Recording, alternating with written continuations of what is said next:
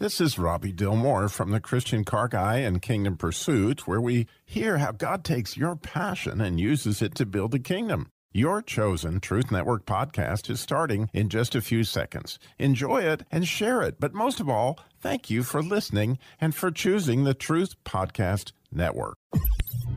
This is the Truth Network.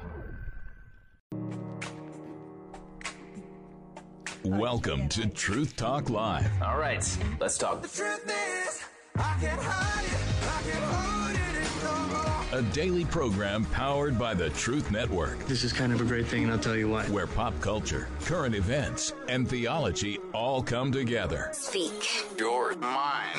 And now, here's today's Truth Talk Live host. Yeah, today's Truth Talk Live host is Mike Carbone. Stu's not with us today, but he's with us in our hearts, right, guys? I'm here with Nick and Gray producing the program. Today's guest is Laura Powell, and we're going to be talking today about the Our Strong Tower Conference. So strap in. Today's topic is going to be about Muslim outreach and witnessing to Muslims, and this conference is about dealing with Muslim and the Islam faith. So if you have a question for our guest Laura, 800-34-TRUTH. That's 800-348-7884 here on Truth Talk Live with Mike and Laura Powell. Welcome in today. Thanks so much for having me. It's good I'm to be so here. glad you're here today. We've got about 5 million Islamists, we would say, Muslims in the country today. So it's a growing population. By some counts, it's believed that they may be the number 2 faith in America inside of, I think, about 15 years. It might have been 2040 I saw. So we've got a lot of interaction coming with them, and we're going to have to learn how to deal with it. So tell us a little bit first about what Laura Powell does, because that's a wider circle, and then a little bit about, we'll start talking about Our Strong Tower. Sure, that sounds great.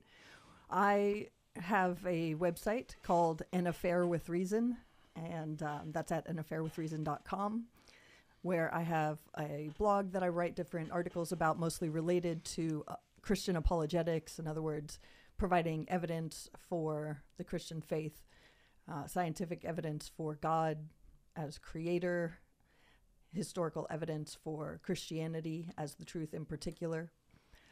I also have a podcast called The Knight and Rose Show, Knight with a K. That's available anywhere you find podcasts. So we have a lot of fun with that. We talk about, again, apologetics and Christian worldview.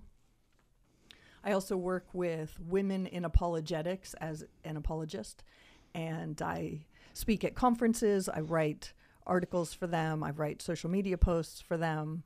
I help in a whole variety of ways when others are writing or speaking and need some feedback from an apologist to make sure things are on target. I help with that. So that's a lot of fun. It's a really neat ministry of about 45 women, and we love to equip women with reasons for the hope that they have. And men as well. Men, we welcome men to our events. But. So apologetics is just a fancy word for explaining your faith, right? So you help inside of that. You've got some specific silos that you help women with, or Muslim with, or other topics, some specific topics inside apologetics. Exactly. So apologetics comes from 1 Peter 3:15, which says, "Always be ready to make a defense for the reasons for the hope that we have." And that the Greek word apologia is to make a defense using evidence and reason. And so that's what we do. We follow that exhortation, that command, and equip people to be ready to make a defense for the faith using scientific evidence, philosophical arguments, historical evidence, and as well as polemics, which means to point out problems with other worldviews. Okay, so comparative studies really in faith, and being able to point with the Bible to, what our belief system is and where it differs from others, and of course, how people can be led to the truth by that. Absolutely. So apologetics, that's I don't want to say it's simpler than it sounds in practice, but it's a little esoteric in the words that we use, polemics, apologetics. Right. What drew you to that in the first place? How did you get involved? Well, I got involved with that. I actually had a bit of a background in that from my seminary years about 20 years ago. And actually, even before that, when I was a college student, I was not a Christian. I was not raised in a Christian home. I didn't know the gospel until I took a course at my university. And I had a non-Christian professor who told us up front that one of his objectives for the course was to show us that the New Testament was a bunch of contradictions and a mess and not useful as a guide for your life, but that it could be interesting for learning about ancient peoples and how they thought before we had science. That takes me back to my heady days at Youngstown State University in Youngstown, Ohio. A dewy-eyed, fresh-faced 18-year-old in his first quarter, walks into philosophy class, and Professor Minogue announces in philosophy class, "If you're here to defend the Bible, you may leave right now." Wow. Yeah, I believe it. Yeah. So when I took this course, though, I wasn't a Christian, and that didn't bother me. I just wanted to know what was in the New Testament because I had no idea what was in it. And so I just wanted to learn. I also wanted to get my A. So I answered all the questions correctly and went on with my life and ended up becoming a Christian a couple years later. And so it was of some interest to me to go back and consider those questions that had been raised by my professor. What about these so-called contradictions and things like that? Well, I attended Denver Seminary, and my professor, Dr. Craig Blomberg, incorporated answers to those questions in his New Testament courses. And so I learned quite a bit about apologetics just from studying the New Testament under his leadership. But really what got me fascinated in apologetics was several years later, I was working at a United Methodist church, and my boss, who was an ordained minister, kept coming up to me saying that the Bible can't be trusted, that God is a violent, evil, bloodthirsty, genocidal maniac, that the Gospels contradict each other, and on and on and on. And I saw that this was a real world need, both inside the church as well as outside the church. That's when I got really passionate about it. All right. Outstanding. Well, I'd like to dig more into your faith story, but we're going to run out of time in the first segment here, and we need to get to the conference and talk about Muslim faith. So 800-34-TRUTH, 800-348-7884. We'll be right back with Laura Powell on Truth Talk Live, taking your calls.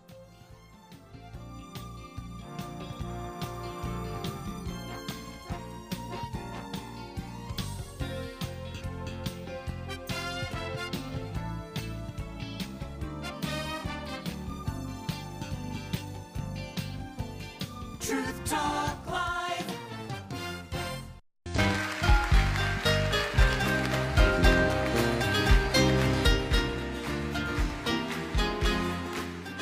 Welcome back to Truth Talk Live here and Truth Broadcasting Studios here in beautiful downtown Winston-Salem.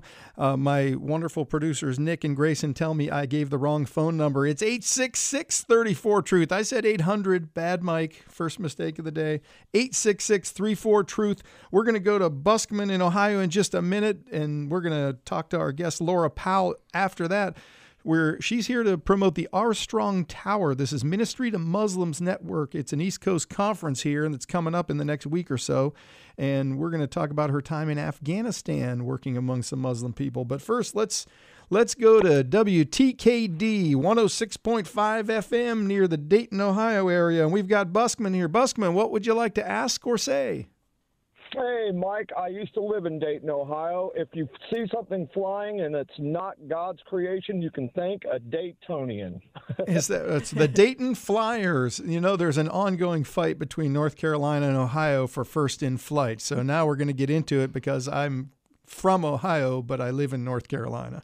We're going to have to learn to share. I will wrestle you, Mike. I will arm wrestle you, and whoever wins gets the trophy. All right. I got a question for dear Laura.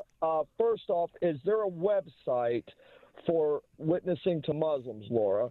And then second, I was sitting in a teaching once, Laura, where a dear pastor from Lebanon, and I'm not talking about Lebanon, Ohio, because Lebanon, Ohio is just down the road from me. Lebanon, the country in the Middle East. Okay. He was speaking, ma'am, of these princes, and you know what a prince is. Yes, sir. These are leaders in the Islamic faith as military soldiers. And I won't give his name because in this meeting, Laura, he said, please do not broadcast my name because I could have my life threatened. But he was bringing all kinds of Muslims to Christ, including these princes, you know, a plural of prince, not princess. And anyway, he said that what he was coming in contact with were these prince would come in and say, I saw Jesus in my dreams. Yep. Who is this Jesus? And if I remember right, ma'am, they refer to Jesus as Isa. Is Yes. that correct? Isa? Isa, that's correct. Isa. Yes. So, number one, I don't think this dear brother who visited us was lying, but is that a phenomenon, ma'am, that is happening to these Muslim people and also the website? Because as I talked to Stu, he had another person on for evangelizing Muslims, and I wanted to raise up my dear friend Saeed and Oktay, two dear Muslim men that don't know Christ yet, but my brother Frenchie is working with Oktay, who's his neighbor, and then my dear friend is a small business owner who I deal with, Saeed. That's outstanding. That's outstanding, Busman. Off the air. Outstanding. Thank you for calling in today. God bless. All right. Yeah, let me answer that. Great questions. So this is actually I'll address the dreams first. This is actually a phenomenon that I hear of a lot from ex-Muslims who are friends of mine and from missionaries I know all around the Muslim world. This is a very common way that God seems to be using to reach Muslims. And so there are a lot of similarities in these accounts where Muslims will see Jesus, they'll see Isa, they know it's him. Usually he's dressed in bright white. He speaks some words to them, and then they have interest. They want to know more about him. Who is this Isa who appeared in my dreams? And then they will seek out a Christian or the scriptures and end up becoming Christians. So yes, that is in fact happening all over the Muslim world. I think they may be able to relate to it or understand the phenomenon better because Abraham had dreams, Jacob had dreams. You know, this is a more common practice there, and the gospel is so hindered in these countries that the Holy Spirit makes a way for himself. Right. And if we can't get a radio station there, or if we can't get TV there, if we can't get people and Bibles in there, Jesus is just going to come into your house in your dreams. That's right. That's right. And he is doing that all over the world. So we can praise God for that. As far as a website, I would point you to Answering Islam. Several friends of mine contribute to that website. They have articles on all sorts of topics. I've also written numerous articles on my website, anaffairwithreason.com. You can look there, but I also have some, they're interspersed between articles on Christianity, apologetics, and worldview. Sure. You could also look up Ministry to Muslims Network. If you want to Google Ministry to Muslims Network, there'll be, I think, the first one up on the page there. And yes. They're who's hosting the conference that our guest, Laura Powell, is going to be speaking out, doing some apologetics. Tell us a little bit about your experience in the Muslim world in Afghanistan, arguably one of the toughest places to be on the earth for the gospel. Yeah, definitely. I would say so. Well, I did not ever really intend to get involved in ministry to Muslims, but when I was working with an engineering ministry, I was asked to help train up a team that was preparing to move to the Middle East to have a presence there. And so I started studying the Quran and the Hadith. The Hadith are the traditions, sayings, teachings of Muhammad. The Quran supposedly comes directly from God. And so I started studying those. I took a graduate level course in Islam. I went to the Middle East, spent some time in Egypt and Jordan, and I met with believers there. I ministered to Muslims there. I came back and I just was sharing everything that I was learning with this team. Well, the team launched, and I thought, okay, well, that's the end of I'm that. done. Yes, let's move on. And it wasn't too long later that I was asked to go to Afghanistan. So I've been to about 30 countries, more than 30 countries, but about 30 for ministry in particular. And many of those are Muslim majority countries. Afghanistan, I would say, was hands down the toughest because even if someone just accuses you of sharing the gospel or trying to evangelize them, you can be put in prison with the Taliban right away and be in tremendous danger. So, but I saw the need. It was explained to me why they needed a woman, and of course it was very, very difficult to find a woman with my background who wanted to go to Afghanistan. So I went, and I was able to minister to Muslim women there. I was able to minister to long-term missionaries there from all over the world. And I really developed a heart for the Muslim women. Just to dance or to listen to music, they had to close the blinds and do that in secret. They asked if I would take them for a walk one day, and we went outside. It was a beautiful day.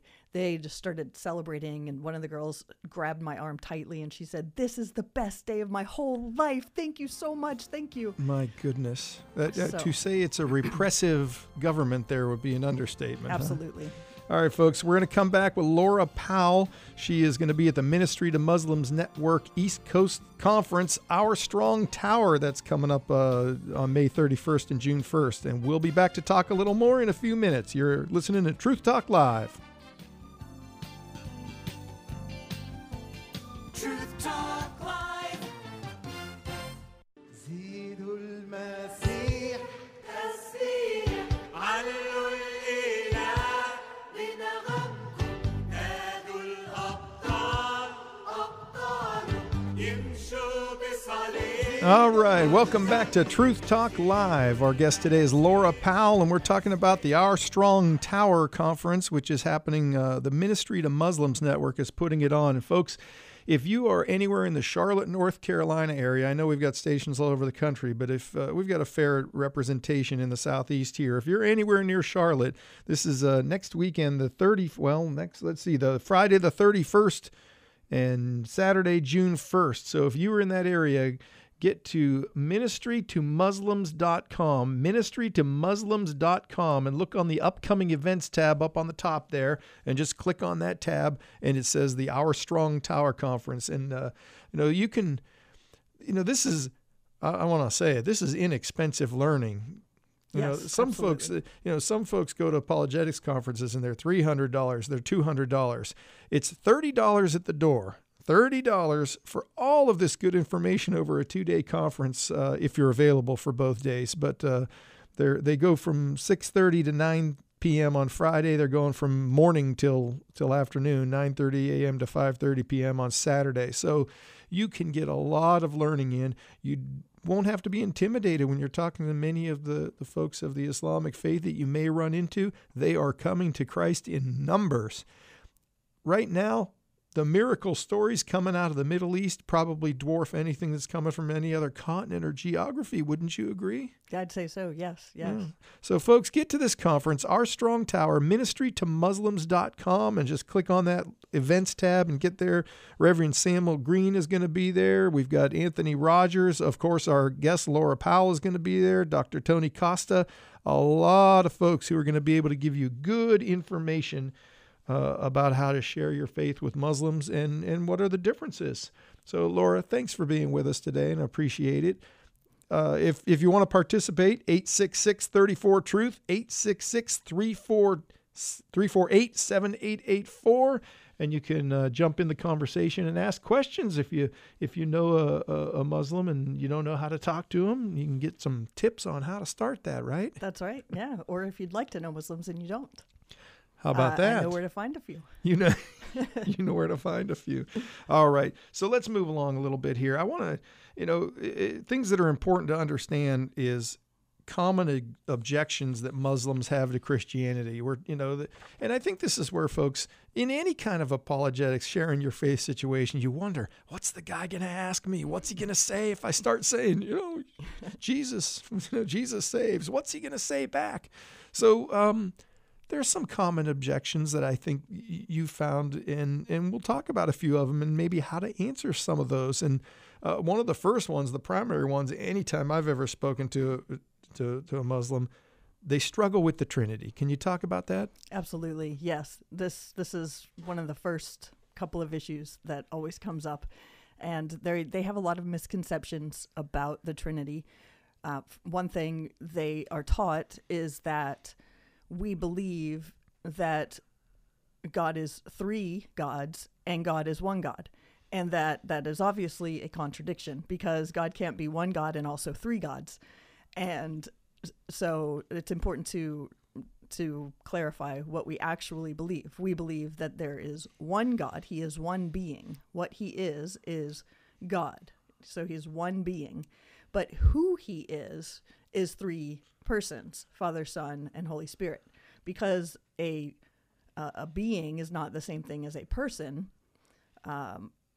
this is not a contradiction. Just because our experience with personhood in humanity is that one human being correlates with one person, that doesn't mean that God has to be that way. Mm-hmm. So he's not created in our image, although I would submit that in Islam, he is very much and very clearly created in the image of man. Yeah, how do you mean that? So things like, for example, God cannot be three persons and one God. Also, God didn't rest on the seventh day because God doesn't need rest. And so obviously we must think that he got tired and he needed to sleep, needed some naps, and that's why we've got the whole Sabbath thing in there. They're like, that doesn't make sense. So that's not in Islam. Well, it doesn't when you say it like that. Right, exactly. There are numerous things like that, for example, Jesus, who they believe is a prophet, suffered and died. They say, well, why would God be put one of his prophets through that? That sounds evil and mean. And God likes his prophets, so he would never have his prophets suffer. So get rid of the crucifixion. So we really have two pieces inside of that. We've got one, they really don't understand Jesus as God's son and don't see any need for God to have a son. Mm-hmm. And then on the second part of that, they also believe that the prophet, even Jesus as a prophet, should not have suffered. Right, exactly. They also believe that in order for God to have a son, Jesus, that God had to have sexual relations with Mary. They think that that's what we believe, that God and Mary had intercourse and then created Jesus. Which follows the pattern of Roman mythology, Greek mythology. It's easy to understand where sinful, corrupt ideas like that come from. Right, exactly. So I find it's helpful to clarify what we believe. The Quran also says that in its attempt to refute the Trinity, it says, no, you're wrong about God being three. God, Mary, and Jesus are not all three God. Well, we don't believe that Mary is part of the Trinity. And so, again, there was a lot of misunderstanding in Muhammad's time. Yeah, and so when you're around 650 AD and you've only got what's out there right now to work with. Right, exactly. They didn't have the internet or go to conferences. Yeah. So. And how, what is it about a suffering son that is so contradictory in the Muslim faith, and how does the gospel answer this? How do we use judo to turn this, that why would God make Jesus suffer into here's why? Mm-hmm. Right.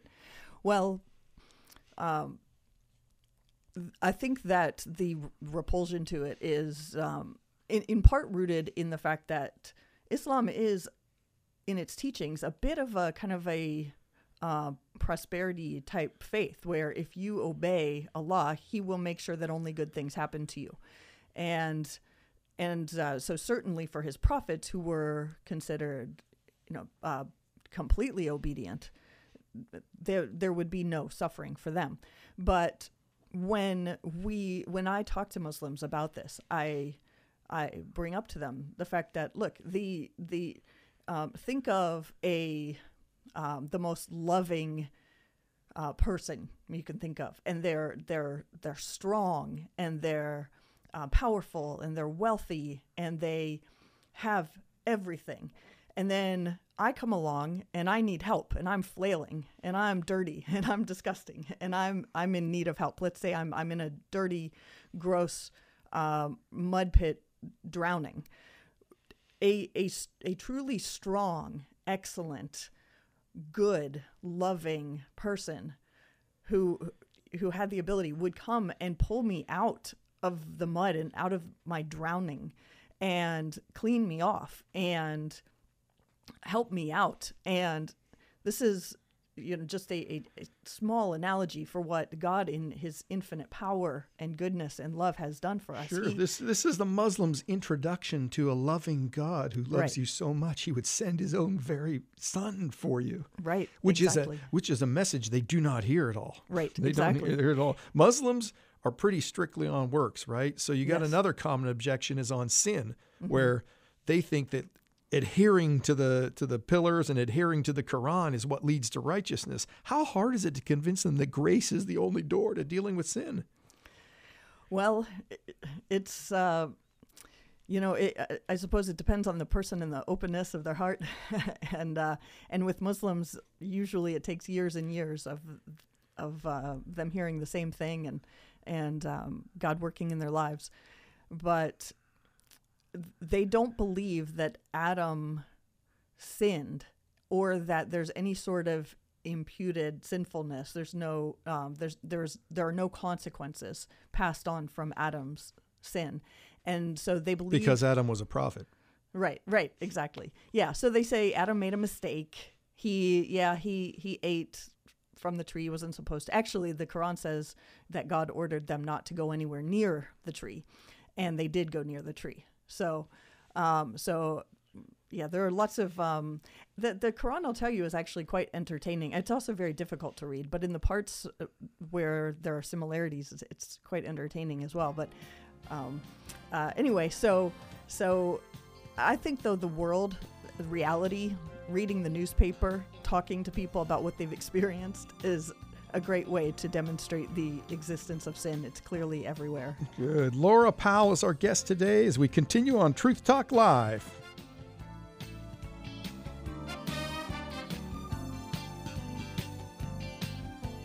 Truth Talk Live.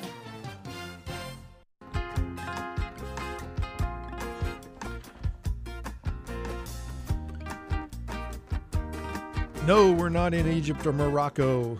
We're here in the United States talking about the Our Strong Tower Conference and the Ministry to Muslims Network here on the East Coast, at ministrytomuslims.com. Laura Powell is our special guest, and we have blazed past this hour so far talking about Islam and how we witness to Muslims and how that comes about. So before the break, we were talking about common objections by Muslims to Christianity, and we didn't quite get to one, which is real important. So if you could give me your elevator speech on this. The Muslim will tell you that Christian Bible, that's corrupted. That's been corrupted over time and is not reliable. So How do we answer that? I hear that all the time. And, we could point to the over 5,800 Greek manuscripts, the over 20,000 manuscripts in other languages, the embarrassing details that are included, the similarities in the Gospels on the main event, and the some different observations and details, all the things that make for genuine eyewitness testimony if you talk to any cold case detective, for example, or detective of any kind. But my favorite response actually with Muslims is that the Quran actually testifies repeatedly to the divine inspiration, authority, and preservation of the Bible, of the Torah and the Gospels. The Torah being the first 5 books of the Bible. The Gospels, it says the Gospel, it means the fourfold Gospel, Matthew, Mark, Luke, and John. And so I just say to people, that's not what your Quran says. Or do you? That'll get them. That'll get them going. That will. And the Quran was not written to be read and understood. It was written to be recited. And so Muslims get points with Allah toward, you mentioned earlier, it's a works-based religion. They get credit for reciting the Quran with the correct intonation, making the correct movements as they recite it. But it's only permissible to read it in Arabic, and according to the leaders, and only about 15% of Muslims know any form of Arabic. Exactly. And even those who know Arabic don't know classical, like old school, 8th century Arabic. This is why the clerics are so important. Yeah, that's right. Exactly. Because they can do the shahada or whatever they call that. All of the things, they've got names for all of them. Yes. The zakat and the swam and these Yes. things that they do. And it's works. They're just Yes. you're just lining up the works that Right. that you think are going to bring you back into righteousness with God. Yeah. But that's it leads us to another point when we say that folks in Islam, even inside of the Quran itself, agree that the Bible is true and certainly the Torah is true. One of the struggles with that then is the common errors that Christians make about Islam, and that is, well, Allah is the same thing as God, and we're both kind of following the same God, because after all, they follow Abraham, Isaac, and Jacob, don't they? Yeah, that is, I hear that often as well, and that is a huge mistake. We do not worship the same God. It is true that Allah just means God, and so let's listen close to this, folks, because we're under the learning tree right now. Allah is not the Christian God. Right. So Allah does it just means God, but what they ascribe to God, to Allah, is entirely different than what the truth is about God. And so, for example, as we mentioned earlier, they will say, well, God is an absolute singularity, an undifferentiated monad. He is not triune at all. They will say that he is someone who would never suffer or die in any way for humans, even to save humanity. He is not a father in any way, shape, or form. Even metaphorically, they will just oftentimes kind of lose their minds.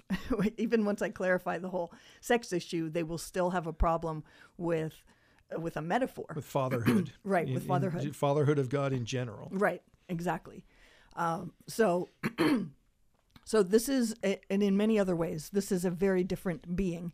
As far as who Jesus is, there are completely different beliefs. We've talked about that. As far as who humanity is, who we are as people, this is different. So they believe there is no fall of man. There is no imputed sin. There is no such thing as opportunity for imputed righteousness through faith by grace. And so there are huge differences there. And so, there are huge differences between Shia and Sunni, and I mean they can't even agree on what God tells them that they're supposed to do. Right. This is true. And so I give this example. I say, let's say that you. So first of all, if you go and open an Arabic Bible, a Christian Bible, genuine, bona fide Christian Bible that's written in Arabic, you'll see Allah as a word used for God. But that does not mean we worship the same God, the same being. And the example I give people is, let's say that two people are talking about how they know Laura Powell, right? And then one person is like, oh yeah, I know Laura Powell. She lives in Alaska, and she went to the University of Anchorage, and she never goes outside. She hates to play sports, and she doesn't know how to read. She struggles with reading. And the other person is like, wait a minute. I know Laura Powell, and she lives in North Carolina, and she loves sports. In fact, she paid for college on a a tennis scholarship, and she loves to read. She's obsessed with reading. In fact, she spends more money than she has on books. This is clearly not the same person just because they have the same name. Just because, and Allah is not his name. God is not his name. We're talking, in Islam, Allah has 99 names. So it's just the word God. We think it's hard to remember all of Jehovah and Elohim. How'd you like to have 99 names for God? Right, exactly. And I'll point out, not one of those 99 names indicates, and they're all descriptors of him. Like, he is the hidden, he is the inexpressible, he is the merciful, and this and that. Not one of them indicates that he has any desire for any sort of intimate relationship with us. And the Quran describes him as a slave master and human beings as merely his slaves. And his slaves cannot know him. His commands are not rooted in his character. So even his commands don't tell us anything about him or his character, who he is. His commands are rooted in his power. He likes to give out commands, watch people do them because he's powerful enough to do them, and he can punish if we don't do them. We're talking about a very different person. Yeah, that is the very description or the very definition of a capricious God. Yes. Who's really, I mean, what people accuse Christianity of being, you have it in Islam. A God who sits up there and says, if you don't do it right, I can just crush you when I feel like it, and sometimes I do. Right, exactly. And I'll point out his commands are very, very different than ours. A lot of people will say, well, I've looked at the fivefold path, and it says to pray, it says to give, it says, some of these things that are similar to Christianity. They're actually very, very different. In fact, I'm working on a post for women in apologetics right now. If you don't follow women in apologetics on social media, I would highly recommend that. But even those commands are very different in what is meant by them.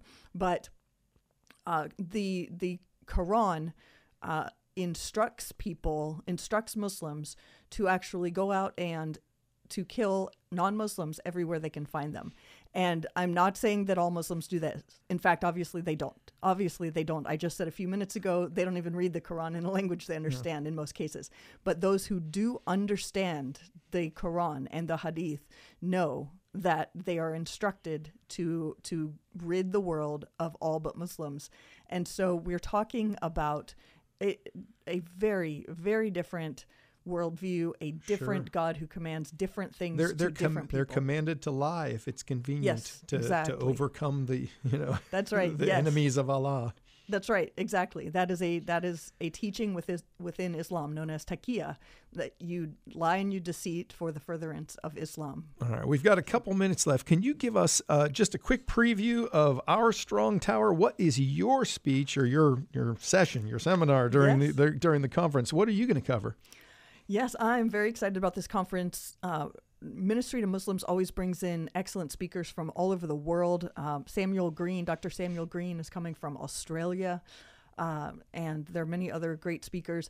My talks are on 3 critical differences between Islam and Christianity, which are the deity of Jesus, the crucifixion of Jesus, and the resurrection of Jesus. And so Islam says that Jesus was not deity, nor did he claim to be, that he was not crucified, and that he, of course, then was not resurrected. They believe he never died, but rather that Allah raised him up directly to heaven without allowing him to die.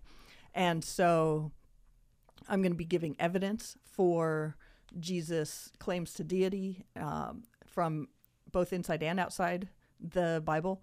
I'm going to be giving evidence for his crucifixion, which is almost universally accepted by people of all different worldviews, and I'm going to be making a case for his resurrection, not assuming anything supernatural about the Bible, although I do absolutely believe it is the Word of God. It's authoritative, it's inerrant, but the people we speak to do not necessarily already agree to that, so I'm going to teach people how to make a case for the resurrection to everyone. The conference is in Kannapolis. It's down near Charlotte, North Carolina. ministrytomuslims.com, the Our Strong Tower Conference. Go to the website. $30 gets you all of this information. And folks, the opportunity to hear stories, because when a person is converted out of Islam, they are converted. They are joyful. They have a God who loves them, and it's hard to believe.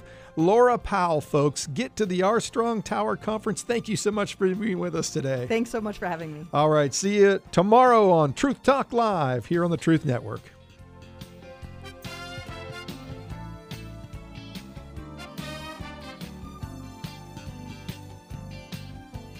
Truth Talk Live. This is the Truth Network.